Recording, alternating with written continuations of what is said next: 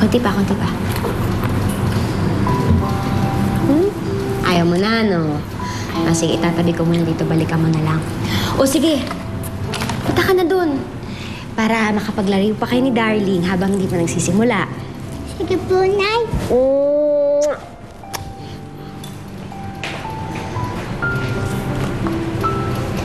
Naku, Lara, pasensya ka na ha. Pati tuloy yung trabaho mo, naagaw ko pa. Ay, sus naman. Alam mo ba, parang mas magaling ka pa nga sa trabaho kaysa sa akin eh. Naku, baby ko talaga si Rose na yan eh. Alam ko, nakita ko nga yung history ni Rose Ann eh. Nareklamo ka na sa DSWD eh, no? Pero negative naman. Naku, tagal na yun. Nasa akin pa si Rose nun. Naisip ko nga na siguro kung noon pa lang pinaglaban ko na siya. Sana hindi na siya nawala sa akin, di ba? Alam mo, may pag-asa pa naman eh. Kung ako yung tatanungin, mas gusto kong sa'yo mapunta yung bata. Dahil nakikita ko naman kung gaano mo siya kamahal eh. At kitang-kita rin na mahal ka ng bata. Hayaan mo, kapag wala siyang kamag-anak, ikaw yung ire-recommenda ko para makakuha ng guardianship niya. Talaga, Lara, ha? Maraming salamat sa'yo. Thank you talaga.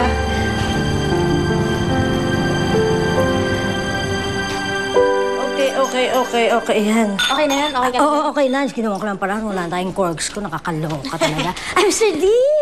Okay naman yun na yan, Ay, thank you. Oh, halika na. Ito na to. This is the right time. Hello? Ba't ba tawag ka ng tawag? Ang kulit mo ah. Di ba nireject ko na yung first call? Mr. D, dinidadman niyo ba kami? Kailangan ko ng tulong mo. Para ka naman natin gusto makuha si Rose Ann, di ba? Of course, Jo. Pero ang pagkakaiba natin, hindi ka nag-iisip. Ngayon, sabihin mo nga sa akin kung paano pa natin mapapakinabangan si Rose Ann, ha? Kung kada minuto meron nakabuntot sa kanyang DSWD at pati na rin si Remy?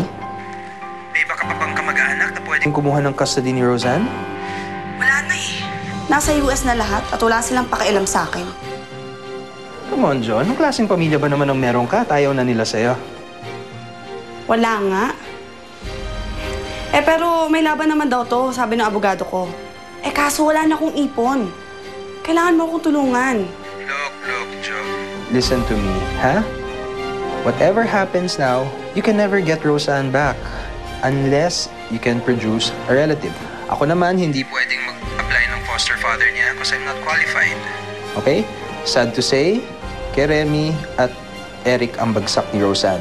At hindi na ako mag-aaksaya ng pagod ko dyan. Pero di... Look, listen. Like I said, mag-produce ka ng relative. Kahit na sinong kamag-anak, kahit na talampakan na ang relasyon ninyo, basta't meron, okay? Pag meron kang makita, dun mo ako balikan.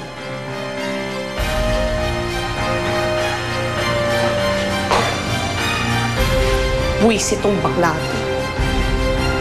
Ano? Wala na naman? Magluto ka na nga lang ng pagkain, nagugutom na ako eh. Ayoko ng isda at saka gulay ah. Sige na,